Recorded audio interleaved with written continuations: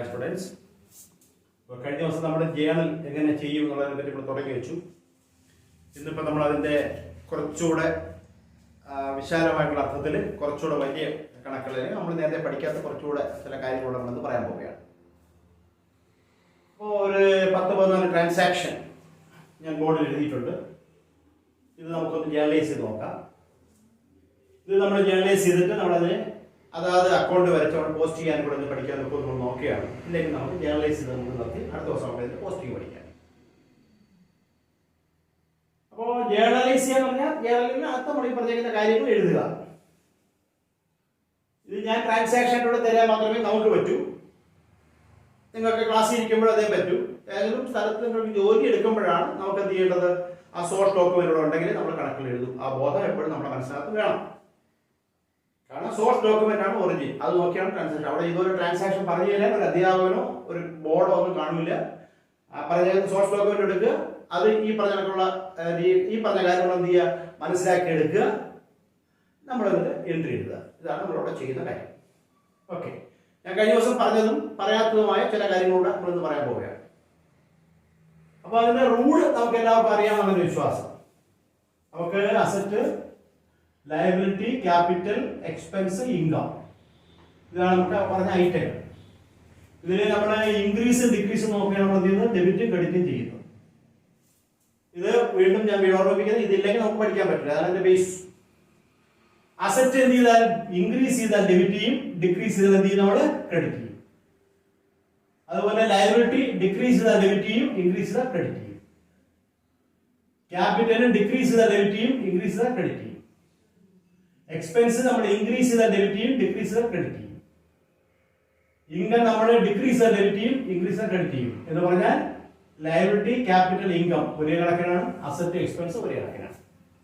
Asset എക്സ്പെൻസിന് പൈസ കൊടുക്കേണ്ട കാര്യങ്ങളാണ്. മറ്റതെല്ലാം നമുക്ക് പൈസ ഇങ്ങോട്ട് തരുമ്പോൾ തിരിച്ചു കൊടുക്കേണ്ട കാര്യങ്ങളാണ്, ബാധ്യതയാണ്. ഇതാണ് നമ്മൾ പ്രധാനമായിട്ട് പഠിപ്പിക്കുന്ന കാര്യം. ഇത് വെച്ചുകൊണ്ടാണ്, ഈ റൂൾ നമുക്ക് വെച്ചുകൊണ്ടാണ് നമ്മൾ ചെയ്യേണ്ടത്. ഇത് കൂടാതെ വേറെ റൂള് പറഞ്ഞു, അക്കൗണ്ട് റൂളുണ്ട്. അത് നിങ്ങൾക്ക് ഇപ്പം വളരെ കാര്യമായിട്ട് പറയുന്നില്ല, എങ്കിലും മുൻപ് പഠിപ്പിച്ചുകൊണ്ടിരുന്ന അധ്യാപകർ ആ വാക്കുകളോട് വീണ്ടും വീണ്ടും പറയാൻ സാധ്യതയുണ്ട്. അപ്പോൾ നമ്മൾ പറയുന്നു, എന്താണ് പേഴ്സണൽ അക്കൗണ്ട് ആകുമ്പോൾ debit the receiver, credit the giver. Real account ആകുമ്പോൾ debit what comes in, credit what goes out. Nominal account ആകുമ്പോൾ debit all expenses and losses, credit all incomes and gains. പിന്നെ ഒന്നുകൂടെ ഞാൻ പറഞ്ഞു, ഡെറ്റർ ഡെബിറ്റ് ചെയ്യുക, credit credit ചെയ്യുക. ഈ കാര്യങ്ങൾ വെച്ചുകൊണ്ട് പറയുകയാണെന്നുണ്ടെങ്കിൽ നമുക്ക് ആ റൂൾ പഠിച്ചാലും മതി, ഈ റൂൾ പഠിച്ചാലും ഏതാണ് എളുപ്പം, ഇത് പഠിക്കുക.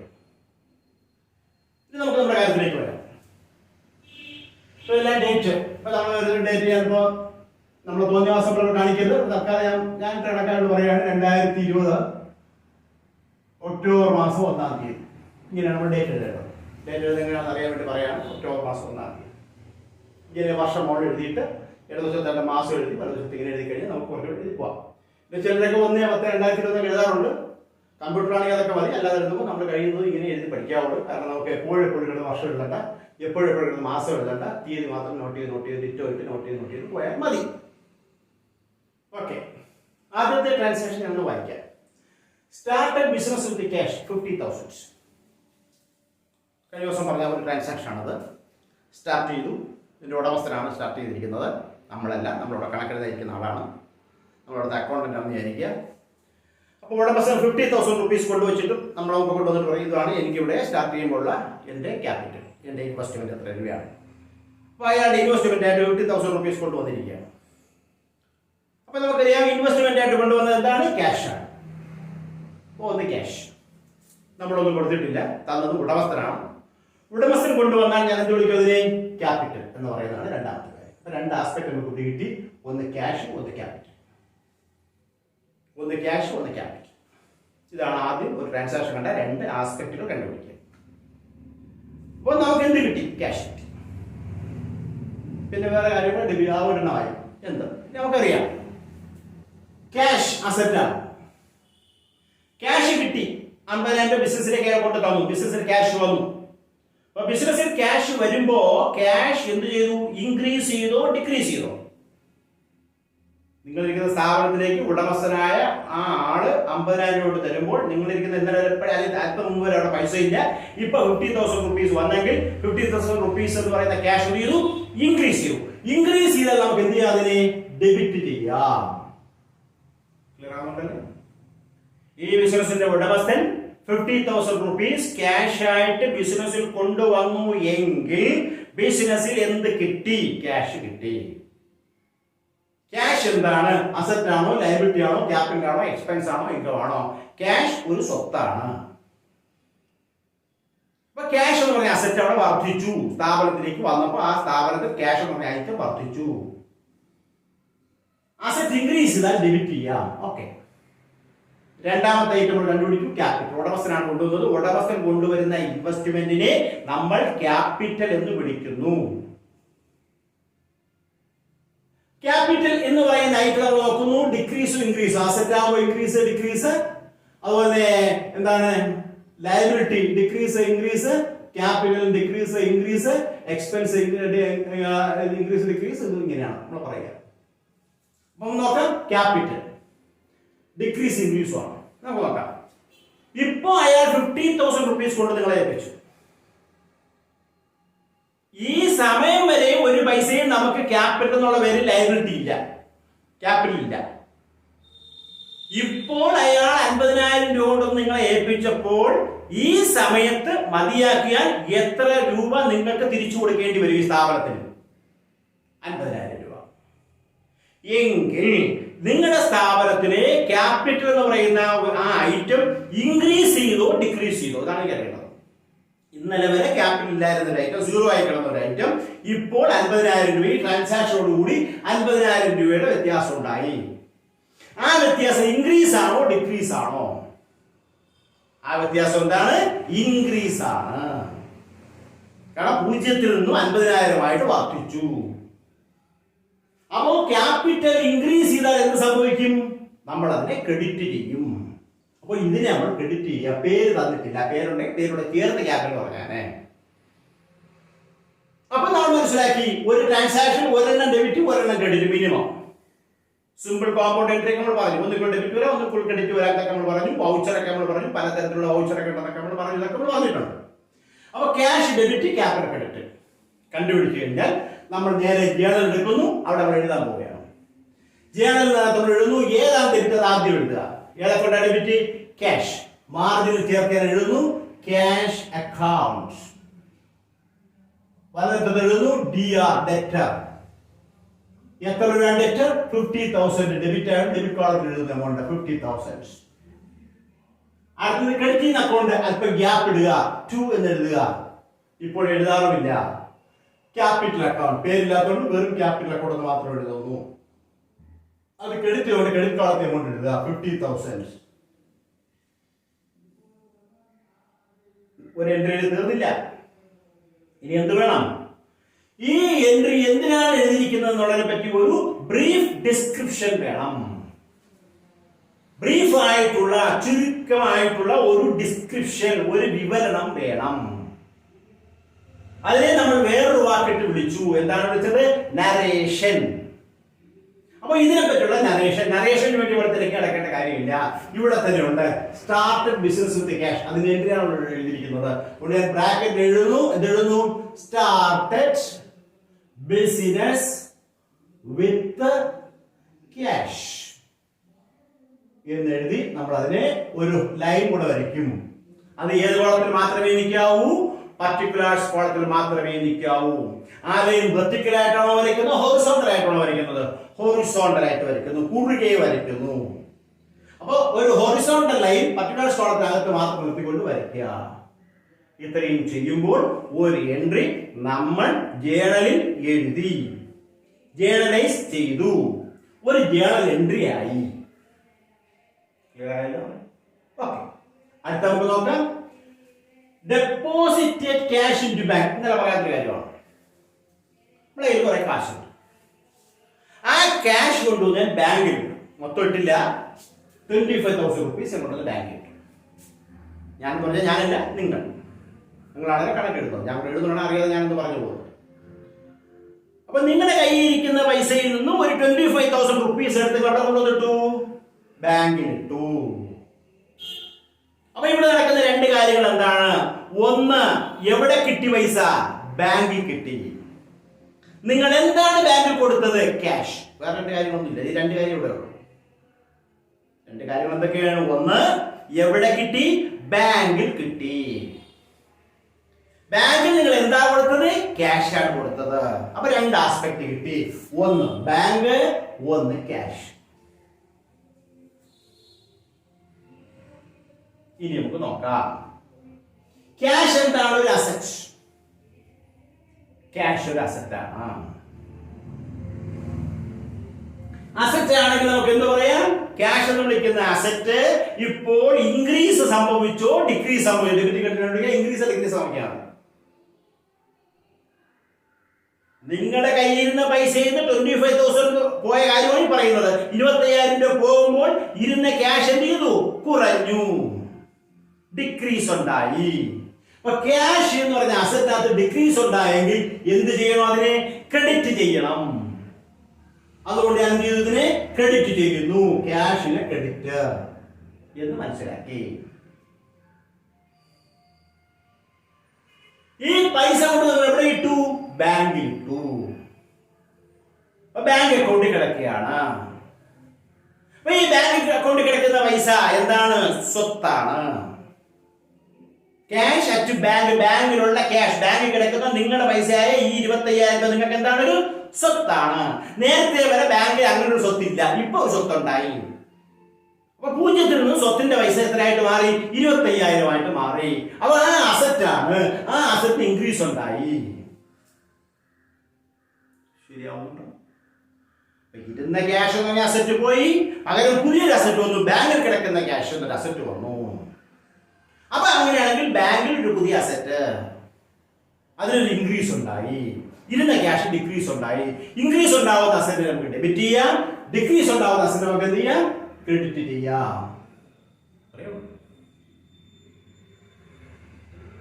ക്ലിയർ ആവുന്നുണ്ടല്ലോ? ഓക്കെ. അങ്ങനെയാണെങ്കിൽ നമുക്ക് പറയാം ഏത് ഡെബിറ്റ്? ബാങ്ക്. അപ്പൊ ഞാൻ എഴുതി 2-ാം തീയതി അവിടെ എഴുതി 2 മാർജിൻ ചേർത്ത് എഴുതി. ബാങ്ക് അക്കൗണ്ട് ഡെറ്റർ എത്ര രൂപ?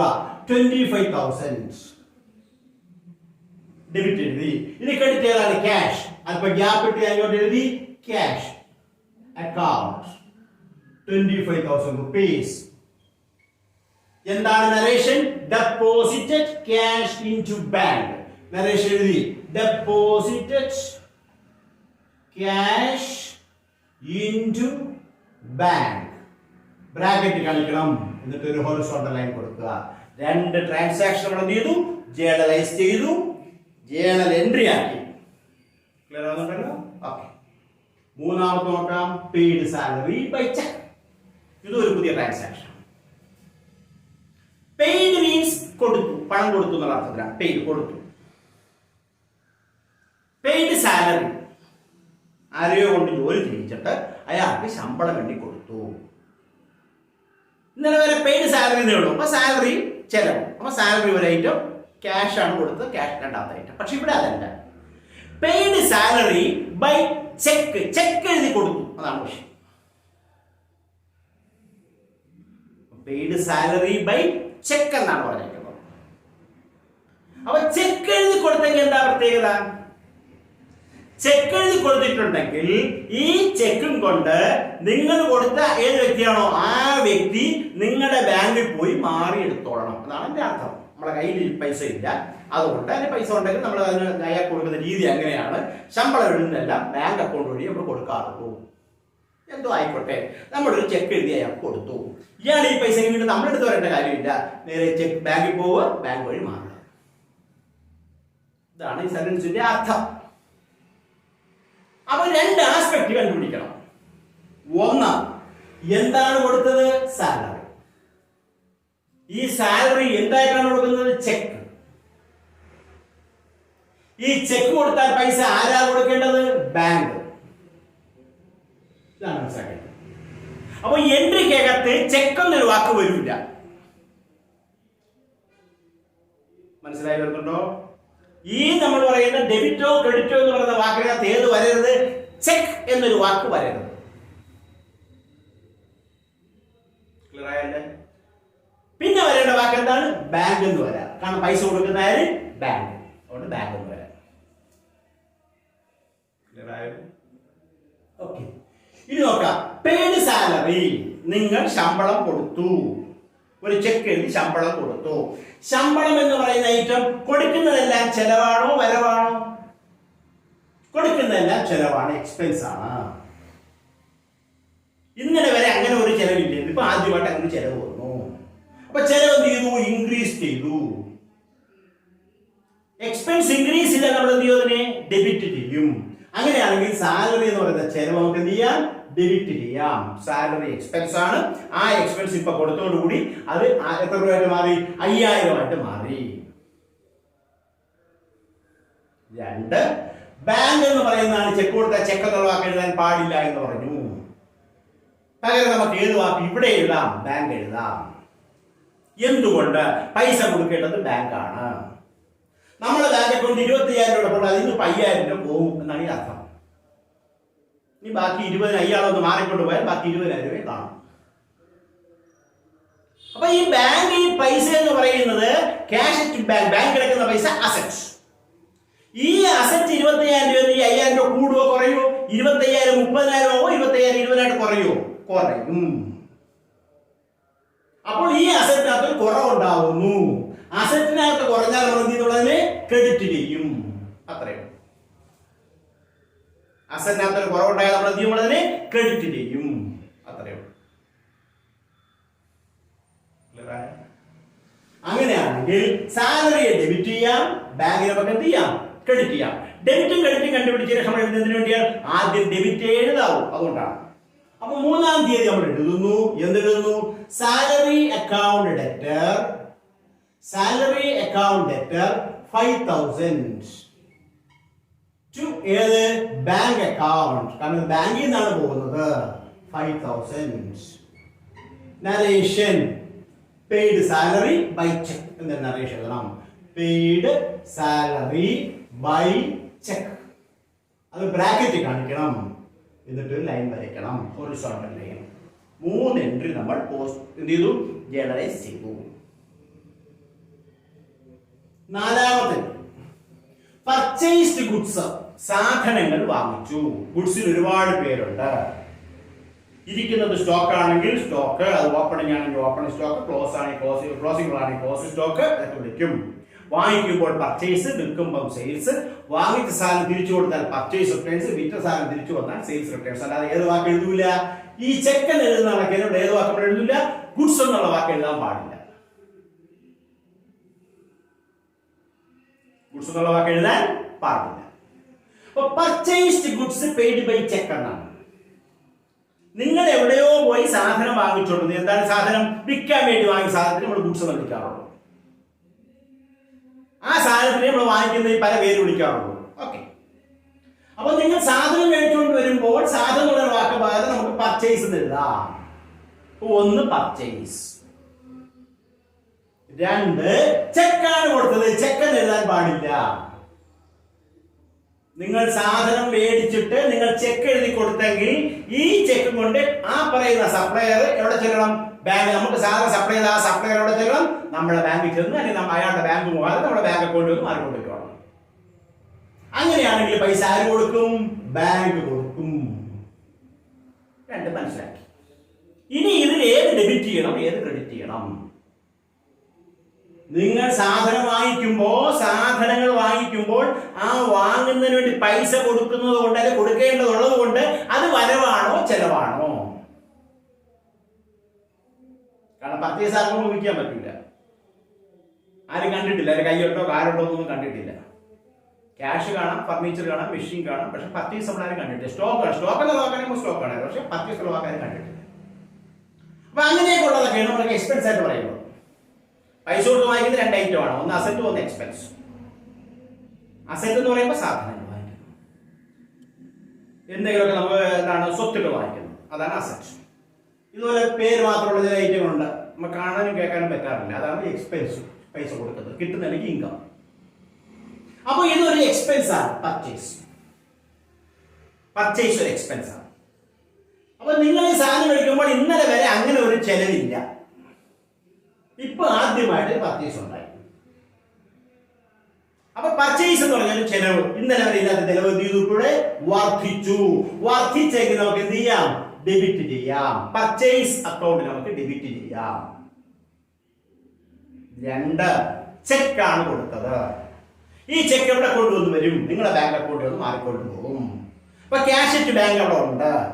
ആ ബാങ്കിൽ നിന്ന് പൈസ പോകുമെങ്കിൽ പൈസ എന്ത് ചെയ്യും? കുറയും. ആ അസറ്റിന് കുറവുണ്ടാവുമെങ്കിൽ ഡിക്രീസ് ഉണ്ടാവും. അസറ്റ് ഡിക്രീസ് ചെയ്താൽ എന്ത് ചെയ്യും? അത് നമ്മൾ ക്രെഡിറ്റ് ചെയ്യും. പർച്ചേസ് അക്കൗണ്ടിന് നമുക്ക് ഡെബിറ്റ് ചെയ്യാം, ബാങ്ക് അക്കൗണ്ട് നമുക്ക് എന്ത് ചെയ്യാം? ക്രെഡിറ്റ് ചെയ്യാം എന്ന് മനസ്സിലാക്കിയാൽ നമ്മളിവിടെ എഴുതും purchases account debtor 10,000 to bank account 10,000. Narration: purchased goods paid by check. എന്നിട്ട് ലൈൻ വരയ്ക്കുന്നു, അതിന് നമ്മൾ ഹൊറിസോണ്ടൽ ലൈൻ എന്ന് വിളിക്കുന്നു. അഞ്ചാമത്തെ ചെക്ക് റിസീവ്ഡ് ഫ്രം രാജു ₹5,000. ഒരു ചെക്ക് കിട്ടി, രാജുവിന്റെ കയ്യിൽ നിന്ന് നമുക്കൊരു ചെക്ക് കിട്ടി. രാജു പൈസ തരാനുണ്ടായിരിക്കും, അല്ലെങ്കിൽ നമ്മൾ കടം മേടിക്കാൻ ആയിക്കോട്ടെ, നമുക്ക് രാജുവിന്റെ ചെക്ക് കിട്ടി. വേറെ ഓരോന്നുള്ളത് പറഞ്ഞിട്ടില്ല. അപ്പൊ രാജുവിന്റെ ചെക്ക് കിട്ടി. ഈ കിട്ടുന്ന ചെക്ക് നമ്മൾ ബാങ്കിൽ കൊണ്ട് കൊടുത്തു എന്നൂടെ പറഞ്ഞില്ല. ബാങ്കിലാണ് കിട്ടിയതെങ്കിൽ അത് ബാങ്ക് എന്ന് പറഞ്ഞ അസറ്റിനകത്ത് വർദ്ധിച്ചാൽ ചെക്ക് കിട്ടിയത്. അപ്പൊ ചെക്കിനൊക്കെ പല രീതിയിലുള്ള ചെക്കുകളുണ്ട്. അക്കൗണ്ടിന് മാത്രം മാറി വരാവുന്ന ചെക്കുണ്ട്, നമുക്ക് കൈമാറ്റം ചെയ്യാവുന്ന ചെക്കുകളൊക്കെ ഉണ്ട്. കാരണം ക്യാഷ് ചെക്കൊക്കെ ആണെങ്കിൽ വേറെ കൊടുത്തിട്ട് വേണമെങ്കിൽ അയാൾ ഒപ്പിട്ട് മേടിച്ചോണ്ട് പോവാം പൈസ. ക്യാഷ് ചെക്കൊക്കെ അങ്ങനെ മാറിക്കൊണ്ട് പോവാം. അപ്പൊ അതിന് പല തരത്തിലുള്ള ചെക്കുകളുണ്ട്. അപ്പൊ അങ്ങനെ ഉള്ളതുകൊണ്ട് ഒരു ചെക്ക് നമുക്ക് കിട്ടിയെന്ന് പറയാം. അപ്പൊ ചെക്ക് നമുക്ക് കിട്ടുമ്പോ നമ്മൾ പറയും, ചെക്ക് ഞാൻ എഴുതി കൊടുത്താൽ, ഞാൻ ഒപ്പിട്ട് എന്റെ എഴുതി കൊടുത്താൽ, നിങ്ങൾ ഒപ്പിട്ട് നിങ്ങളെ എഴുതി കൊടുത്താൽ നിങ്ങളുടെ അക്കൗണ്ടിന്റെ പൈസ പോകും. നിങ്ങൾക്ക് ഈ രാജു ചെക്ക് തന്നാൽ എന്താ പ്രത്യേകത?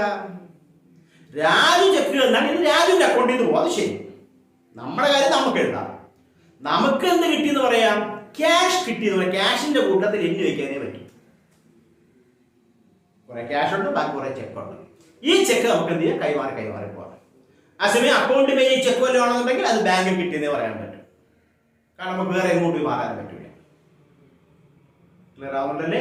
അപ്പൊ ചെക്ക് കിട്ടിയാൽ എന്ത് കിട്ടി നമുക്ക് തൽക്കാലം പറഞ്ഞു പിടിക്കാം, ക്യാഷ്. ചെക്ക് കിട്ടിയാൽ ക്യാഷ് കിട്ടി. നിങ്ങളുടെ പുതിയ ടെസ്റ്റിനകത്ത് ചിലതൊക്കെ ബാങ്ക് എന്ന് എഴുതിയിട്ടുണ്ട്. നമ്മൾ അത് പറയുന്നത് ഈ അർത്ഥത്തിലാണ് അവർ പറഞ്ഞിരിക്കുന്നത് എന്ന് മാത്രം വിചാരിച്ചാൽ. പരീക്ഷ ചോദിച്ചാലോ, ചെക്ക് കിട്ടിയാൽ ക്യാഷ് കിട്ടി. അപ്പൊ ചെക്ക് റിസീവ്ഡ് എന്ന് പറയുമ്പോൾ ചെക്ക് എന്നുള്ള വാക്ക് എഴുതാൻ പാടില്ല. പകരം എന്ത് കിട്ടി? ക്യാഷ് കിട്ടി. ക്യാഷ്. കാരണം ബാങ്കിൽ കിട്ടിയിട്ട് എന്റെ കയ്യിൽ ഇരിക്കുന്നതേ ഉള്ളൂ, ഉടനെ ക്യാഷ് കിട്ടി എന്ന് പറയാം. ബാങ്കിൽ കൊടുക്കുമ്പോൾ ബാങ്കിൽ കിട്ടി എന്ന് പറയാം. ഓക്കെ, അപ്പൊ ക്യാഷ് കിട്ടി. ആരെന്ന് കിട്ടി? രാജുവിന്റെ കിട്ടി. അപ്പൊ രാജു തരാനുണ്ടായിരിക്കാം. അപ്പൊ രാജുവിന്റെ നമുക്ക് ചെക്ക് കിട്ടി. നമുക്ക് നോക്കാം, രണ്ട് കാര്യങ്ങൾ കിട്ടി. ക്യാഷ് അസറ്റ് ആണ്. ഈ അസറ്റ് ഇത്രയും രൂപയുടെ, ഒരു 5,000 രൂപയുടെ ക്യാഷ് കൂടെ വന്നപ്പോൾ അസറ്റ് എന്ത് ചെയ്തു? ഇൻക്രീസ് ചെയ്തു. രാജുവിന് ചെക്ക് കിട്ടുമ്പോൾ ക്യാഷ് കിട്ടും. അപ്പൊ ക്യാഷ് അത്രയും രൂപ വർദ്ധിച്ചു. അപ്പൊ ഇൻക്രീസ് ആണ്, നമുക്ക് എന്ത് ചെയ്യാം? അതിനെ ഡെബിറ്റ് ചെയ്യാം. ക്യാഷ് നമുക്ക് ഡെബിറ്റ് ചെയ്യാം. ഇനി രാജു നമുക്ക് തരാനുള്ള പൈസ കൊടുത്തതാണ്. അപ്പൊ രാജു തരാനുള്ള ആളായിരിക്കും പൈസ കൊണ്ട് തന്നിട്ടുള്ളൂ, ചെക്കായിട്ട് തന്നിട്ടുള്ളത്. വെറുതെ ഒരാളോട് നമുക്ക് ചെക്ക് തരില്ലല്ലോ. ഓക്കെ, നമ്മൾ രാജു നമുക്ക് പൈസ തരാണ്ട് ഇപ്പൊ തന്നു എന്ന് നമുക്ക് സങ്കല്പിക്കാം. അപ്പൊ തരാനുള്ള ആളാണെങ്കിൽ അയാൾ ആരാണ്? ഇവിടുത്തെ ഡെറ്റർ, അസറ്റ് അല്ലേ? അപ്പൊ ചെക്ക് എന്ന് പറയുന്ന ഒരു രാജു നമുക്ക് തന്നിട്ടുണ്ട്. ഇനി അയാൾ പൈസ തരാനില്ല. അപ്പൊ ഇരുന്ന ഒരു അസറ്റ് ഒക്കെ കുറഞ്ഞു, ഇല്ലാതെ. രാജു നമുക്ക് തരാനുള്ള ഒരാൾ, അയാൾ നമുക്ക് തന്നു. ചെക്ക് തന്നു, അയാളെ കടം തന്നു. അപ്പൊ ഇന്നലെ വരെ രാജു എന്ന് പറയുന്നത് നമ്മുടെ ഡെറ്റർ ആണ്. തരാനുള്ള ആൾക്കാരെ നമ്മൾ എല്ലാവരും ചേർത്ത് ഒറ്റ വാക്ക് വിളിക്കുന്ന വാക്കാൻ debtor. Debtor is the person who owes money to the firm. നമ്മുടെ സ്ഥാപനത്തിന് ആരൊക്കെ തരാനുണ്ടോ അവരെ എല്ലാവരോടും ചേർത്ത് ഒറ്റ വാക്കിൽ പറയുന്നത് ഡെറ്റേഴ്സ്. നമ്മൾ ആർക്കെങ്കിലും കൊടുക്കാനുണ്ടെങ്കിൽ അങ്ങനെ കൊടുക്കാനുള്ള 10 പേരെ കൂടെ ചേർത്ത് നമുക്ക് ഒറ്റ വാക്കിലും പറയാവുന്നത് ക്രെഡിറ്റേഴ്സ്. 10 പേര് 10 പേര് കൂടാതെ നമുക്ക് ഒരു കൂട്ടായിട്ടും പറയാവുന്നത് ക്രെഡിറ്റേഴ്സ്. അത്രയും. അപ്പൊ ഇതിനർത്ഥം ഇത്രയേ ഉള്ളൂ. ചെക്ക് കിട്ടിയപ്പോൾ ക്യാഷ് എന്ന് വിളിക്കുന്ന അസറ്റ് ഇൻക്രീസ് ചെയ്തു, ഡെറ്റേഴ്സ് എന്ന് വിളിക്കുന്ന അസറ്റ് എന്തുണ്ടായി? കുറവുണ്ടായി, ഡിക്രീസ് ചെയ്തു. അപ്പൊ അസറ്റ് വരുമ്പോൾ ക്യാഷ് വന്നു, രാജു എന്ന് പറയുന്ന ആള് നമുക്ക് തരാനുള്ള ഡെറ്റേഴ്സ് ആയിട്ട് ഇപ്പൊ തന്നു തീർന്നെങ്കിൽ അങ്ങനെ നമുക്ക് പറയാം. അപ്പൊ ഇത് നമുക്ക് ക്രെഡിറ്റ് ചെയ്യാം.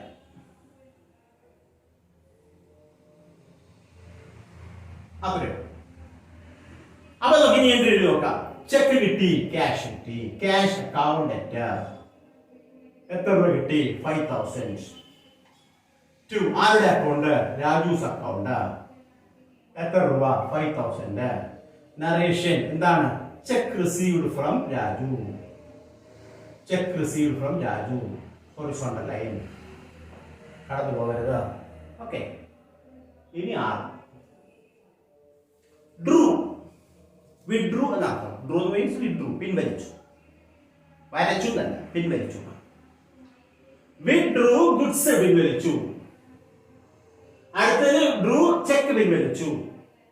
അടുത്തതിൽ ഡ്രൂ ക്യാഷ് പിൻവലിച്ചു. ഫോർ പേഴ്സണൽ യൂസ്, എല്ലാത്തിനും പേഴ്സണൽ യൂസ് അല്ലെങ്കിൽ ഡൊമസ്റ്റിക് യൂസ് അല്ലെങ്കിൽ ഡൊമസ്റ്റിക് പർപ്പസ് എന്നൊക്കെ വാക്കൊക്കെ മാറ്റി തരാം. അർത്ഥം എല്ലാം ഒന്നിന്റെ സ്വന്തം ആവശ്യം.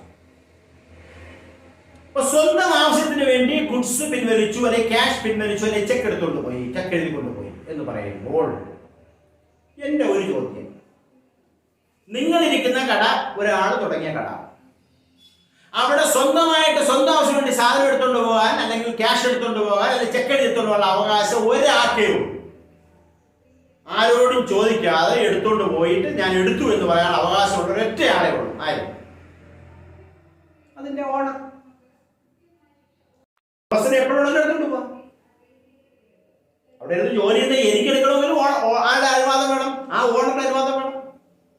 നിങ്ങൾ അക്കൗണ്ടന്റ് ആണെങ്കിൽ എടുത്തുകൊണ്ട് പോകുമ്പോൾ ഓർഡർ അനുവാദം ഇല്ലെങ്കിൽ എടുത്തുകൊണ്ട് പോകാൻ പറ്റില്ല. എടുത്തുകൊണ്ട് പോകാൻ അവകാശം ആർക്കേ ഉള്ളൂ? ക്യാഷ് ആയിട്ടായാലും കൊള്ളാം, ചെക്ക് ആയിട്ടായാലും കൊള്ളാം, ഗുഡ്സ് ആയിട്ടായാലും കൊള്ളാം. വിൽക്കാൻ വേണ്ടി മേടിച്ച സ്റ്റേഷനറി പേനയും പെൻസിൽ വീട്ടിൽ വിളിച്ച് പറഞ്ഞു, നമ്മൾ അതിന് കുറച്ച് പേപ്പർ പേനയൊക്കെ നമ്മൾ മേടിച്ചുകൊണ്ട് പോയി, അല്ലെങ്കിൽ വീട്ടിലേക്ക് എടുത്തുകൊണ്ട് പോയി. അല്ലെങ്കിൽ ഒരു പ്രൊവിഷൻ കടയാണ്, ഒരു പലവ്യഞ്ജന കടയാണ്, അതിന് വീട്ടിലേക്ക് ആവശ്യമുള്ള സാധനം എടുത്തുകൊണ്ട് പോയി. ഏത് സാധനമായിട്ട് അതിന് എടുത്തുകൊണ്ട് പോയി. ഒരു ഫർണിച്ചർ കടയാണ്, അതിന്റെ വീട്ടിലേക്ക് ഒരു മേശ എടുത്തുകൊണ്ട് പോയി. സംഭവിക്കുക എന്തുകൊണ്ടാണ്? ഒരു ടി വി ഷോപ്പാണ്, ഒരു ടി വി ആണ് വീട്ടിലേക്ക് എടുത്തുകൊണ്ട് പോകാം. അപ്പൊ ഇതിനൊക്കെ അവകാശം ആർക്കേ ഉള്ളൂ? ഓണർക്ക് മാത്രമേ അവകാശം. ഇനി ഓണർ കൊണ്ടുവരുമ്പോൾ നമ്മൾ വിളിക്കുന്ന വാക്കാണ് ക്യാപിറ്റൽ. ഇനി ഓണർ എടുത്തോണ്ട് പോകുമ്പോ നമ്മൾ വേറെ പേര് വിളിക്കും, അതിനെ വിളിക്കുന്ന വാക്കാണ് ഡ്രോയിങ്സ്. ഡ്രോയിങ്സ് എന്നാണ് അതിനെ വിളിക്കുന്നത്. Drawings is the amount withdrawn by the owner for his domestic purpose അല്ലെങ്കിൽ personal use by cash or goods or check. Goods ആയിട്ടോ ചെക്ക് ആയിട്ടോ ക്യാഷ് ആയിട്ടോ ഒരു സ്ഥാപനത്തിൽ നിന്നും അതിന്റെ ഉടമസ്ഥൻ പിൻവലിക്കുന്ന തുക വിളിക്കുന്ന വാക്കാണ് ഡ്രോയിങ്സ്. അതുകൊണ്ട് നമ്മളിവിടെ പിൻവലിച്ചു എന്ന് പറയുമ്പോൾ നമ്മൾ ഉപയോഗിക്കുന്ന വാക്കെന്താണ്? ഡ്രോയിങ്സ് എന്നുള്ള വാക്കാണ് പറയുന്നത്. ഇത് ആരുടെ ഡ്രോയിങ്സ് ആണ്? ഉടമസ്ഥൻ. അപ്പൊ പേരുണ്ടെങ്കിൽ പേരുടെ ചേർത്ത് വേണം പറയാൻ, അല്ലെങ്കിൽ ആ പേരിന്റെ കൂടെ ഡ്രോയിങ്സ് കൂടെ ചേർത്ത് വേണം പറയാൻ. ഇവിടെ പേര് പറയാത്തോണ്ട് അയാളുടെ പേര് പറയാതെ ഞാൻ ഒരു ഡ്രോയിങ്സ് എന്ന് പറയുന്നത് മാത്രമേ ഉള്ളൂ. ഇനി അടുത്ത ചോദ്യം, അയാൾ ഗുഡ്സ് ആണ് എടുത്തുകൊണ്ട് പോയെങ്കിൽ എന്ത് വിളിക്കും? ഡ്രോയിങ്സ് കിട്ടി. ഗുഡ്സ് എന്നുള്ള വാക്ക് എഴുതാൻ പറ്റില്ല. ഞാൻ പറഞ്ഞ ഗുഡ്സ് എന്ന് എഴുതാം, എൻട്രിക്കകത്ത് ഗുഡ്സ് എന്നുള്ള വാക്ക് വരാൻ പാടില്ല. അപ്പൊ ഞാൻ നോക്കി, ഗുഡ്സ് ഞാൻ വാങ്ങിച്ചപ്പോൾ എന്തായാലും വെച്ചിരിക്കുന്ന വാക്ക് പർച്ചേസ്. ഗുഡ്സ് വാങ്ങിച്ചപ്പോൾ വാക്കുന്നതാണ് പർച്ചേസ്. പർച്ചേസ് എന്നാണ്. അപ്പോൾ അയാൾ എന്തെടുത്തോണ്ട് പോയി നമുക്ക് പറയേണ്ടി വരും? പർച്ചേസ് എന്ന് പറയുന്ന സാധനം പോയി നമുക്ക് പറയണ്ട, പർച്ചേസ് പോയി നമുക്ക് പറയാം. അപ്പൊ ചുരുക്കി പറഞ്ഞാൽ ഡ്രോയിങ്സ് കൊണ്ട് എന്തുകൊണ്ട്? പർച്ചേസ് കൊണ്ട്. ഇതാണ് രണ്ട് ആസ്പെക്ട്. സ്വന്തം ആവശ്യമുള്ള ഡ്രോയിങ്സ്, രണ്ട് സ്ഥാപനത്തിൽ നിന്ന് പോയ ഗുഡ്സ് ആയിട്ട് ഗുഡ്സ് ഒന്നും എഴുതില്ല, വാങ്ങിച്ചു വെച്ച സാധനത്തിൽ വെച്ചിരിക്കുന്ന വാക്കെന്താണ്? പർച്ചേസ് എന്നാണ്. അപ്പൊ എന്ത് പോയി? പർച്ചേസ് പോയി. പേന മേടിച്ച പേന പോയി, പെൻസിലാണെങ്കിൽ പെൻസിൽ പോയി എന്ന് പറഞ്ഞാൽ പർച്ചേസ് എന്ന് പോയെങ്കിൽ പർച്ചേസ് പോയി. അത്രയും ക്ലിയർ ആയോ? ഓക്കെ. ചെക്കാണ് എടുത്തോണ്ട് പോയെങ്കിലോ? ചെക്കാണ് എടുത്തോണ്ട് പോയെങ്കിൽ ഒന്ന് ഡ്രോയിങ്സ് തന്നെ, അത് മാറ്റില്ല, കാരണം സ്വന്തം ആവശ്യമാണ്. അപ്പൊ ഡ്രോയിങ്സ് ആണ്. ചെക്കാണെങ്കിൽ ഈ ഉടമസ്ഥൻ ഇത് എവിടെ കൊണ്ടുപോകണം? നമ്മുടെ സ്ഥാപനത്തിന്റെ ബാങ്ക് അക്കൗണ്ടിൽ പോയി മാറണം. അപ്പൊ നമ്മുടെ സ്ഥാപനത്തിലെ ബാങ്കിലുള്ള പൈസ കുറയും. അപ്പൊ ആര് കൊടുക്കും പൈസ? ബാങ്ക് കൊടുക്കും. അവിടെ രണ്ട് ആസ്പെക്ട് ഏതൊക്കെയാണ്? ഡ്രോയിങ്സും ബാങ്കും. ഇനി അയാൾ ക്യാഷ് ആയിട്ട് എടുത്തുകൊണ്ട് പോയെങ്കിലോ ഒന്ന് ഡ്രോയിങ്സ് തന്നെ, രണ്ടാമത്തതാണ് ക്യാഷ്. അപ്പോൾ സ്വന്തം ആവശ്യം എന്ന് കേട്ടാൽ ഉടനെ നമ്മൾ ഓർമ്മ വരണം, ഡ്രോയിങ്സ് ആണ് ഒരു ആസ്പെക്ട് ഡ്രോയിങ്സ് അല്ല, ഒരു എലമെന്റ് ഡ്രോയിങ്സ് ആണ്. ഗുഡ്സ് ആണെങ്കിൽ പർച്ചേസ് നൽകണം, ചെക്ക് ആണെങ്കിൽ ബാങ്കിൽ നിന്നാണ് കൊടുത്തത്, ക്യാഷ് ആണെങ്കിൽ ക്യാഷ് നൽകണം. ഓക്കെ, ഇനി നമുക്ക് ആദ്യത്തെ ട്രാൻസാക്ഷൻ നോക്കാം. Drew goods for personal use.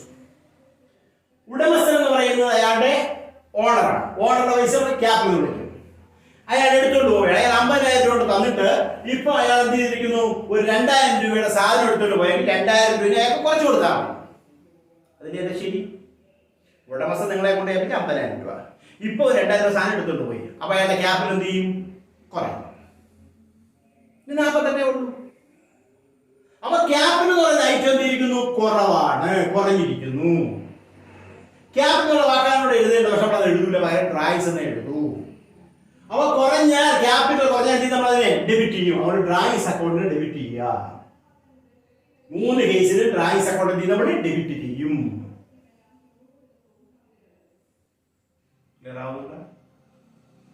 സാധാരണഗതിയിൽ ഉടമസ്ഥ കൊണ്ടുപോയ പൈസ ക്യാപിറ്റൽ ആണ്.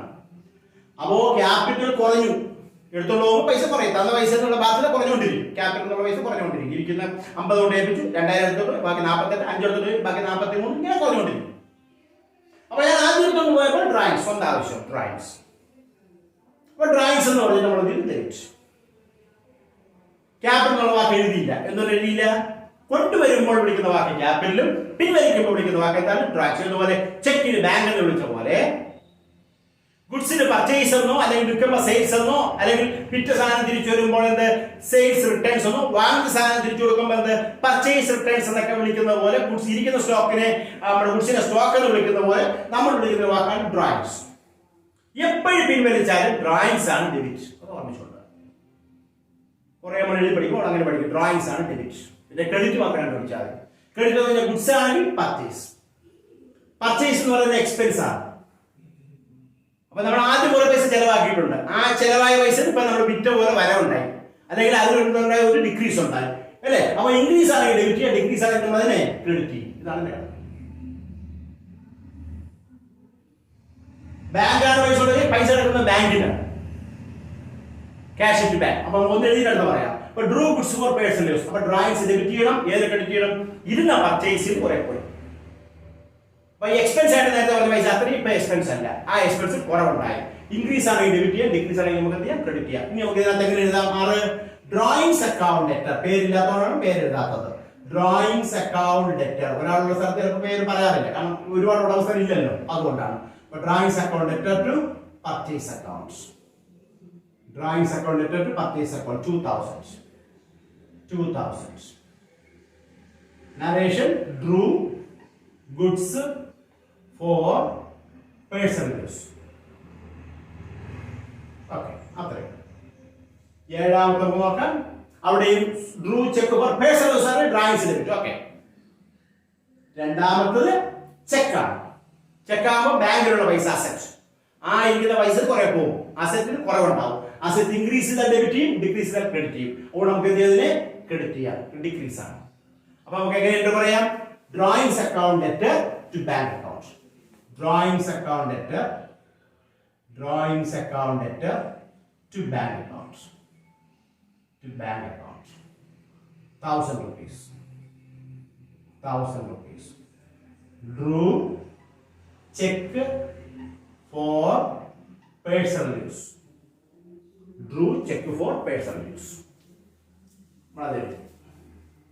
അടുത്തത് Drew cash four personal use ആണ്. അവിടെ നമുക്കറിയാം ക്യാപിറ്റലിൽ എന്തുണ്ടായിട്ടുണ്ട്? ഡിക്രീസ്. അതുകൊണ്ട് നമുക്ക് എന്ത് ചെയ്തു? ക്യാപിറ്റൽ എന്ന് പറഞ്ഞ ഐറ്റം ഡിക്രീസ് ആണ്, നമുക്ക് അതിനെ ഡെബിറ്റ് ചെയ്യാം. അതുകൊണ്ട് നമ്മൾ ക്യാപിറ്റൽ പകരം നമ്മൾ ഡ്രോയിങ്സ് ഡെബിറ്റ് ചെയ്യും. ഓക്കെ. ഇരുന്ന ക്യാഷ്, അതിൽ അയാൾ എടുത്തുകൊണ്ട് പോയത് 1,500 രൂപ ക്യാഷ് വീണ്ടും പോയി. ക്യാഷ് അസറ്റ് ഇൻക്രീസ് ആണോ ഡിക്രീസ് ആണോ? പോകുമ്പോൾ ഇരുന്ന ക്യാഷ് പോകുമ്പോൾ അത് ഡിക്രീസ് ആണ്. ഡിക്രീസ് ആണ് എന്ത് നമ്മൾ അതിനെ ക്രെഡിറ്റ് ചെയ്യും. അപ്പൊ ക്യാഷ് നമുക്ക് എന്ത് ചെയ്യാം? ക്രെഡിറ്റ് ചെയ്യാം. അടുത്ത എന്ത് ഇതാണ്? Drawings account debtor to cash account. Drawings account debtor to cash accounts. 1,500. Narration: drew cash for personal use. Okay. എട്ടെണ്ണം. ഒൻപത്. Bought furniture from Rekhu. Bought വാങ്ങി. എന്ത് വാങ്ങി? ഫർണിച്ചർ വാങ്ങി. Bought furniture. ഫർണിച്ചർ വാങ്ങിച്ചു. രഘുവിൻ്റെതാണ് വാങ്ങിച്ചത്. ഞാൻ കഴിഞ്ഞ ദിവസം പറഞ്ഞു എന്താണ്, നമ്മളിതിന് വാങ്ങിച്ചിട്ട് ആ ട്രാൻസാക്ഷനകത്ത് പേരുണ്ടെങ്കിൽ നമ്മൾ ആ ട്രാൻസാക്ഷൻ കടമെന്ന് പറയും. ഇപ്പൊ ഫർണിച്ചർ വാങ്ങിച്ചത് മാത്രം പറഞ്ഞെങ്കിൽ പൈസ കൊടുത്ത് വാങ്ങിച്ചതാണ്. ആ ട്രാൻസാക്ഷനിൽ പൈസക്കാണ് വാങ്ങിച്ചത്, 5000 രൂപയ്ക്കാണ് വാങ്ങിച്ചത്. പക്ഷേ 5000 രൂപ കൊടുത്തോ ഇല്ലയോ എന്നുള്ള പറയുന്നില്ല. അങ്ങനെ പറയാതിരിക്കുന്ന ട്രാൻസാക്ഷനകത്ത് പേര് പറഞ്ഞിട്ടുണ്ടെങ്കിൽ ട്രാൻസാക്ഷൻ കടം.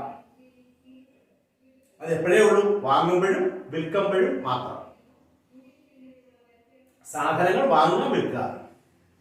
ഈ പറയുന്ന ട്രാൻസാക്ഷനകത്ത് പേരൂടെ പറഞ്ഞിട്ടുണ്ടെങ്കിൽ, എന്ത് പറയാതെ, ക്യാഷിനാണെന്ന് പറയാതെ അല്ലെങ്കിൽ ചെക്കിനാണെന്ന് പറയാതെ പേര് നോട്ട് ചെയ്തിട്ടുണ്ടെങ്കിൽ ട്രാൻസാക്ഷൻ കടം എന്ന് നമുക്ക് സങ്കല്പിക്കാം. അതിനാണ് ആ ക്ലൂ ട്രാൻസാക്ഷനകത്ത് തരുന്നത്. അല്ലെങ്കിൽ ഇൻവോയ്സ് ഒക്കെ എടുത്ത് തരണം. അവിടെ നമുക്ക് അതൊന്നുമില്ല. അതുകൊണ്ട് ട്രാൻസാക്ഷൻ ക്ലൂ നമുക്ക് തന്നേ പറ്റും. രഘുവിന്റെ കയ്യിൽ നിന്ന് ഫർണിച്ചർ വാങ്ങിച്ചു. നിങ്ങളാണ് വാങ്ങിച്ചത്. എന്ത് കിട്ടി? ഫർണിച്ചർ കിട്ടി. ശരി, നിങ്ങളൊന്നും കൊടുത്തില്ല, കടമായിട്ടൊന്നും കൊടുത്തില്ല. പിന്നെ ആര് തന്നു? രഘു തന്നു. ഇതാണ് നിങ്ങൾക്ക് ഫർണിച്ചർ. രഘുവിന് ഫർണിച്ചർ കിട്ടി, രഘു തന്നു. ഇത് നമുക്ക് നോക്കാം. ഫർണിച്ചർ എന്താണ്? അസറ്റ്.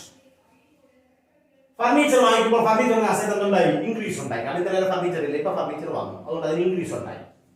ഇംഗ്ലീഷ് ഉണ്ടെങ്കിൽ എന്ത് നമ്മൾ അതിനെ ഡെബിറ്റ് ചെയ്യും. ഫർണിച്ചർ നമുക്ക് എന്ത് ചെയ്യാം? ഡെബിറ്റ്.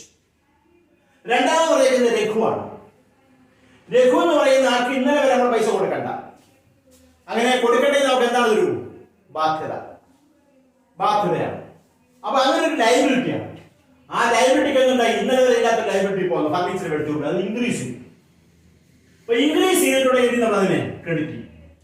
ലൈബിലിറ്റി ഇൻക്രീസ് ചെയ്ത് നമ്മൾ അതിനെ ക്രെഡിറ്റ് ചെയ്യും. അപ്പൊ ഫർണിച്ചർ ഡെബിറ്റ് ചെയ്യും, രഘു നമ്മൾ എന്ത് ചെയ്യും? ക്രെഡിറ്റ് ചെയ്യും. അപ്പൊ നമ്മൾ എഴുതും furniture account debtor. Furniture account debtor എത്ര രൂപ? Furniture account debtor 5000 to Raghu. 5000. Narration bought furniture from Raghu. Horizontal line 10. Goods purchase from Ram.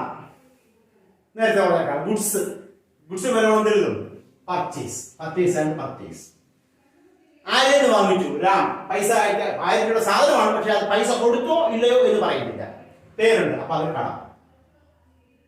ഇനി നമുക്ക് നോക്കാം. പർച്ചേസ് പറഞ്ഞ എക്സ്പെൻസ് ആണ്. പൈസ കൊടുക്കുന്നത് നമുക്ക് എക്സ്പെൻസ് ആണ്. ഇന്നലെ വരെ ഇല്ലാത്ത അല്ലെങ്കിൽ ഇന്നലെ ഉണ്ടായിരുന്നതിലൂടെ ഇത്രയും കൂടെ എക്സ്പെൻസ് എന്ത് ചെയ്തു? ഇൻക്രീസ് ചെയ്തു. അപ്പൊ നമുക്ക് പർച്ചേസ് ഡെബിറ്റ് ചെയ്യാം. പർച്ചേസ് നമുക്ക് ഡെബിറ്റ് ചെയ്യാം. ഇവിടെ റാം. ഇപ്പോൾ നമ്മൾ വാങ്ങിക്കുമ്പോൾ റാം വിളിക്കുന്നത് ഒരു ലൈബിലിറ്റി. കാരണം പൈസ കൊടുത്തിട്ട് ലൈബിലിറ്റി.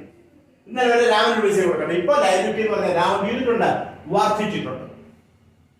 അപ്പൊ ലൈബിലിറ്റി വർദ്ധിച്ചാൽ നമ്മൾ എന്തിനുള്ളതിനെ ക്രെഡിറ്റ് ചെയ്യും. ക്രെഡിറ്റ് ചെയ്യും.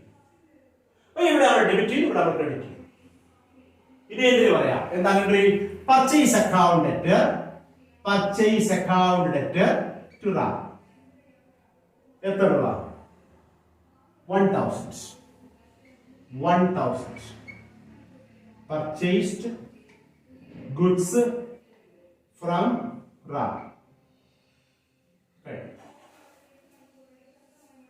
11. Goods returned to Ram.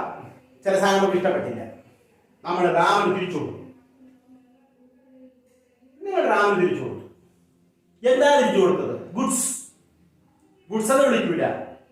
വാങ്ങിച്ച സാധനം തിരിച്ചു കൊടുത്തു. പർച്ചേസ് സാധനം റിട്ടേൺ ചെയ്തു. അപ്പോൾ വിളിക്കുന്ന വാക്കെന്താണ്? പർച്ചേസ് റിട്ടേൺസ് എന്നാണ് വാക്ക്. പർച്ചേസ് റിട്ടേൺസ് അല്ലെങ്കിൽ റിട്ടേൺസ് ഔട്ട്വേർഡ്സ് എന്ന് വിളിക്കും. Returns outwards. ഒരെണ്ണം ഗുഡ്സിൽ വരുന്നത് ഇവിടെ പർച്ചേസ് റിട്ടേൺസ്. ആർക്കാണ് തിരിച്ചു കൊടുത്തത്? റാം. അപ്പോ പർച്ചേസ് റിട്ടേൺസ് നടത്തുമ്പോൾ നമുക്കറിയാം പർച്ചേസ് എന്ന് പറയുന്ന എക്സ്പെൻസ് ആണ്. അത് എന്ത് ചെയ്യും? നമുക്ക് ആ എക്സ്പെൻസ് ആണ്. അത് നമുക്ക് എന്ത് ചെയ്തിട്ടുണ്ട്? ഇവിടെ നേരത്തെ നമ്മൾ ഡെബിറ്റ് ചെയ്തു. കാരണം ഇൻക്രീസ് ഉണ്ടായി. ആ ഇൻക്രീസ് എന്ത് ചെയ്തു? അത്രയായിട്ട് നമ്മൾ തിരിച്ചു വന്നപ്പോൾ എന്ത് ചെയ്തു? അതിനൊരു ഡിക്രീസ് ഉണ്ടായി. ഡിക്രീസ് ഉണ്ടെങ്കിൽ നമ്മൾ അതിനെ ക്രെഡിറ്റ് ചെയ്യും. പർച്ചേസ് സാധനം എന്ന് പറയുന്നത് പർച്ചേസ് ഡെബിറ്റ്, കാരണം നമുക്ക് എന്താണ് ഒരു ചെലവ് ഇൻക്രീസ് ചെയ്യും. അപ്പൊ ആ സാധനം നമ്മൾ ഇത്രയും രൂപയുടെ പർച്ചേസ് ചെയ്തു, അപ്പൊ അത്ര രൂപയുടെ ചെലവ് എഴുതിയിരിക്കണം. ഇപ്പൊ അതിൽ കുറെ സാധനം തിരിച്ചു വന്നെങ്കിൽ എന്ത് ചെയ്തു, ആ എക്സ്പെൻസ് എന്ത് ചെയ്തു നമുക്ക് കുറഞ്ഞു. അപ്പൊ എന്ത് ചെയ്യും, നമുക്ക് അതിനെ ക്രെഡിറ്റ് ചെയ്യും. അപ്പൊ പർച്ചേസ് പ്രൈസിനെ ക്രെഡിറ്റ് ചെയ്യാം. റാം നേരത്തെ സാധനം മേടിക്കുമ്പോൾ റാം ഒരു ബാധ്യതയായിരുന്നു, ലയബിലിറ്റി ആയിരുന്നു. ഇപ്പോ അയാൾ 100 രൂപയുടെ സാധനം ഒക്കെ ചെയ്തിട്ടുണ്ടെങ്കിൽ നമ്മൾ വാങ്ങിയ സാധനം നമുക്ക് 1000 രൂപ കൊടുക്കാനുള്ള സ്ഥലത്ത് 100 രൂപ സാധനം തിരിച്ചു കൊടുത്തെങ്കിൽ ഇത് 900 കൊടുത്താൽ മതി. അപ്പൊ റാം എന്ന് വിളിക്കുന്ന ലയബിലിറ്റിയിൽ 100 രൂപ എന്തുണ്ടായി, കുറവുണ്ടായി. അപ്പൊ ലയബിലിറ്റി എന്ന് പറയുന്നത് കുറഞ്ഞു. റാം എന്ന് വിളിക്കുന്ന ലയബിലിറ്റി കുറഞ്ഞെങ്കിൽ എന്ത് നമ്മൾ തന്നെ ഡെബിറ്റ് ചെയ്യും. ഡെബിറ്റ് റാം എന്ന് വിളിക്കുന്നത് ലയബിലിറ്റിയാണ്, ബാധ്യതയാണ്. കാരണം നേരത്തെ നമ്മൾ വാങ്ങിച്ചു കൊടുക്കേണ്ട ബാധ്യത ഇപ്പൊ കുറഞ്ഞു. ലയബിലിറ്റി ഡിക്രീസിനെ ഡെബിറ്റ് ചെയ്യാം. നമുക്ക് അപ്പൊ എന്ത് ചെയ്യാം, റാമിന് ഡെബിറ്റ് ചെയ്യാം. Ram account debtor, Ram account debtor എത്ര രൂപ, 100 ടു എന്ത് returns, purchase returns, to purchase returns 100 rupees.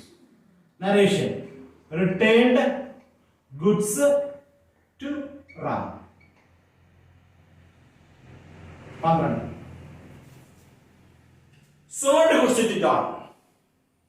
നിങ്ങൾ ഗുഡ്സ് ആർക്ക് വിറ്റു, ജോണിന് വിറ്റു. നിങ്ങൾ ജോണിന് ഗുഡ്സ് വിറ്റു, പേരുണ്ട് വിറ്റത്, വാങ്ങി വിൽക്കുകയും ചെയ്യുമ്പോൾ നോക്കണം, പൈസക്കാണെന്ന് പറഞ്ഞിട്ടില്ല. അപ്പോ ജോൺ നിങ്ങൾ സാധനം വിറ്റിട്ടുണ്ട്, പേരുണ്ട്, കളറാണെങ്കിൽ എപ്പോഴും ഒരു ആസ്പെക്ട് പേരായി. ഇപ്പൊ നമ്മൾ 2 അദ്ദേഹം വന്നപ്പോൾ മനസ്സിലായി ജോൺ. അപ്പൊ ജോൺ പൈസ കൊടുക്കാറുണ്ട്, കാരണം സാധനം നമ്മൾ വിറ്റ്, സോറി ജോൺ പൈസ നമുക്ക് തരാനുണ്ട്. ജോൺ നമ്മൾ സാധനം വിറ്റിരിക്കുക, സാധനം കൊടുക്കുമ്പോൾ ആ പൈസ നമുക്ക് തരാനുണ്ട്. 2 നമ്മൾ വിൽക്കുകയാണ്. വിൽക്കുമ്പോൾ നമ്മൾ ഗുഡ്സ് വിൽക്കില്ല, പരമ്പര വാക്കെന്താണ് സെയിൽസ്. സെയിൽസ് എന്നാണ്. വാങ്ങിക്കുമ്പോൾ പർച്ചേസ്, വിൽക്കുമ്പോൾ സെയിൽസ്. ഓക്കെ. ഇപ്പൊ ജോൺ നിങ്ങൾ വിറ്റു എന്ന് പറയുമ്പോൾ 2 ആസ്പെക്ട് ഉണ്ട്. ഒന്ന് സെയിൽസ്.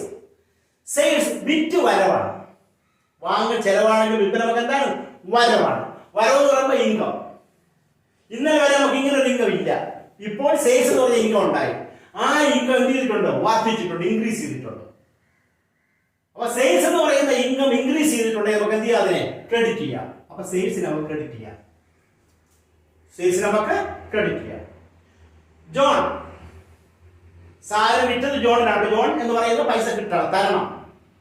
ഒരു അസറ്റാണ്, ഡെറ്ററാണ്, ഒരു അസറ്റാണ്, നമുക്ക് തരാനുള്ള ആളാണ്, ഡെറ്റർ അസറ്റാണ്. അപ്പൊ ആ അസറ്റ് ഇന്നലെ വരെ ഇല്ല, ഇപ്പൊ ഉണ്ടായ ഒരു അസറ്റാണ് ജോൺ. 5000 രൂപ ജോൺ തരാനുണ്ട്. ആ അസറ്റ് ഇൻക്രീസ് ചെയ്തു. അപ്പൊ നമുക്ക് എന്ത് ചെയ്യാം, ജോൺ നമുക്ക് എന്ത് ചെയ്യാം, ഡെബിറ്റ് ചെയ്യാം. ജോൺ നമുക്ക് ഡെബിറ്റ് ചെയ്യാം.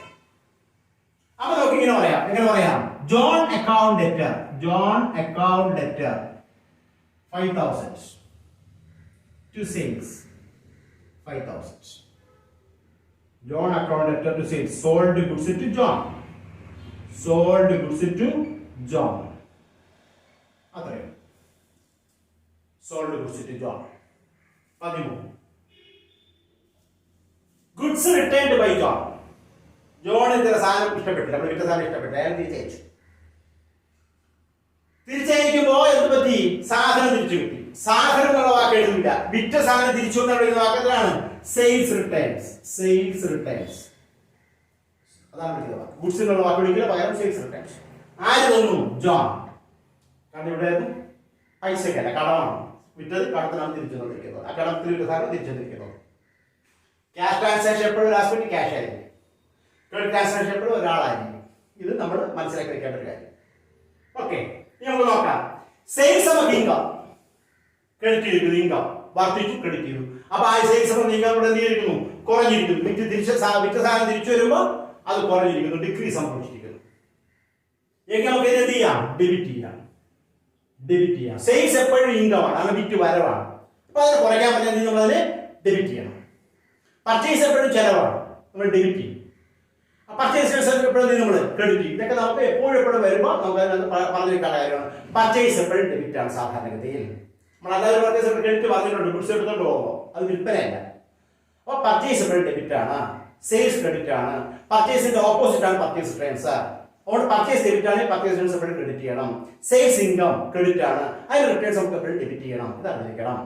ഒരു ട്രാൻസാക്ഷനകത്ത് ക്യാഷ് ഉണ്ടെങ്കിൽ അതിനകത്ത് എപ്പോഴും ക്യാഷ് എഴുതാറുണ്ട്. ക്യാഷ്, ഇവിടെ ക്യാഷ്, പെയ്ഡ് സാലറിയിൽ ക്യാഷ്, അതുപോലെ എന്താണ് ചെക്ക് കിട്ടിയപ്പോൾ അതിനകത്ത് ക്യാഷ്, ഇങ്ങനെ ക്യാഷ് കൊടുത്ത അല്ലെങ്കിൽ പിൻവലിച്ചു അതിനകത്ത് ക്യാഷ്, അങ്ങനെയൊക്കെ ഉള്ളിടത്തെല്ലാം എന്തായിരിക്കും ക്യാഷ്. ഒരു ആസ്പെക്ട് എപ്പോഴും ക്യാഷ്. കടമാണെങ്കിൽ എപ്പോഴും ഒരു ആസ്പെക്ട് ആയിരിക്കും വ്യക്തിയായിരിക്കും. ഇത് നമ്മൾ അറിയിച്ചിരിക്കണം. ഓക്കെ, അത് നമ്മൾ നോക്കാം. ഗുഡ്സ് റിട്ടേൺഡ് ബൈ ജോൺ, രണ്ട് ആസ്പെക്ട് കിട്ടി. Sales returns John. നേരത്തെ നമുക്ക് ജോണിന് നമുക്ക് തരാനുണ്ട്, അത് സോറി നമുക്ക് കിട്ടാനുണ്ട് ഒരു അസറ്റ്. ആ അസറ്റ് ഇപ്പൊ എന്ത് ചെയ്തു? 100 തിരിച്ചു വന്നപ്പോ എന്ത് ചെയ്തു? ആസറ്റ് എന്ത് ചെയ്തു? കുറഞ്ഞു. നേരത്തെ 5000 കിട്ടാനുള്ള അസറ്റ് ഇപ്പൊ 100 കുറഞ്ഞു, ബാക്കി 4000 വരെ കിട്ടാനുള്ളൂ. അപ്പൊ 100 കുറഞ്ഞിട്ടുണ്ടെങ്കിൽ അസറ്റ് ഡിക്രീസ് ഒന്നും എന്ത് ചെയ്യും? നമ്മളതിനെ ക്രെഡിറ്റ് ചെയ്യും. നമ്മൾ ക്രെഡിറ്റ് ചെയ്യും. അപ്പോ ഡെബിറ്റ് ചെയ്തതിന് സെയിൽസ് റിട്ടേൺസ്. അപ്പൊ ഇവിടെ എഴുതും sales returns account debtor. Sales returns account debtor 100 to John. 100. Goods returned by John. Goods returned by John. Okay. Last. Received commission. Commission നമുക്ക് എന്തായിട്ടാ കിട്ടുന്നത്? ക്യാഷ്. കമ്മീഷൻ നമുക്ക് എപ്പോഴും പൈസ ആയിട്ടല്ല, ഇടിയായിട്ടല്ല, ക്യാഷ് ആണ് കിട്ടുന്നത്. കിട്ടിയ ഐറ്റത്തിന്റെ പേര് എന്തിനാണ്? കമ്മീഷൻ. രണ്ടായിട്ട് പോയി ക്യാഷും കമ്മീഷൻ. ക്യാഷ് എന്ന് വിളിക്കുന്നത് അസറ്റ്സ്. കമ്മീഷൻ കിട്ടുമ്പോൾ ആ അസറ്റ് ഇൻക്രീസ് ചെയ്യും. എന്ത് ചെയ്യാം? നമുക്ക് ഡെബിറ്റ് ചെയ്യാം. അപ്പൊ ക്യാഷ് നമുക്ക് ഡെബിറ്റ് ചെയ്യാം. കമ്മീഷൻ കിട്ടുമ്പോൾ നമുക്ക് എന്താണ് വരും? ഇൻകം. ഇൻകം ഇന്നലെ വരെ ഇല്ലാത്തൊരു പുതിയ ഇൻകം. ഇൻകം ചെയ്തിട്ടുണ്ട്, ഇൻക്രീസ് ചെയ്തിരിക്കുകയാണ്. അപ്പോൾ ഇൻകം ഇൻക്രീസ് ചെയ്യാൻ വേണ്ടി നമ്മളതിനെ ക്രെഡിറ്റ് ചെയ്യും. അപ്പൊ കമ്മീഷൻ നമുക്ക് ക്രെഡിറ്റ് ചെയ്യാം. എന്നിട്ട് പറയാം ക്യാഷ് വന്നുകൊണ്ട് cash account debtor. Cash account debtor എത്ര രൂപ? 500 ടു കമ്മീഷൻ. 500 നരേഷൻ റിസീവ്ഡ് എന്ത്? കമ്മീഷൻ. ഇത്രയേ ഉള്ളൂ കാര്യം. ഇതാണ് നമ്മൾ എഴുതിയിരിക്കുന്നത്. അപ്പൊ ഈ ട്രാൻസാക്ഷൻ വെച്ച് നോക്കിയിട്ട് ടെസ്റ്റിനകത്ത് ഇതുപോലെ കുറേ ട്രാൻസാക്ഷൻസ് കാണും.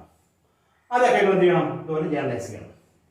അപ്പൊ അടുത്ത ദിവസം ഞാൻ എന്ത് ചെയ്യും? ഇതൊരു ജേർണൽ തരും, പകരം നമ്മൾ അതിൽ നിന്ന് പോസ്റ്റ് ചെയ്യാം. അല്ലാതെ നമ്മൾ ദിവസം ഇതാണ് പറഞ്ഞുകൊണ്ടിരുന്നു കഴിഞ്ഞാൽ സംഭവിക്കും, ജേർണൽ മാത്രമേ നടക്കുള്ളൂ. അപ്പൊ അടുത്ത ദിവസം എന്ത് ചെയ്യാം? ഇത് മനസ്സിലിട്ടേക്കുക, അല്ലെങ്കിൽ എഴുതി വെച്ചേക്കുക. ഇതിനെ നിങ്ങൾക്ക് എന്ത് ചെയ്യാം? പോസ്റ്റ് ചെയ്ത് പഠിക്കാം. ഞാൻ പറഞ്ഞതിന് ശേഷം നിങ്ങൾ സ്വന്തമായിട്ട് പോസ്റ്റ് ചെയ്ത് പഠിക്കാം. ഓക്കെ, അടുത്ത ദിവസം നമ്മൾ അക്കൗണ്ട് ചെയ്ത് പഠിക്കാം.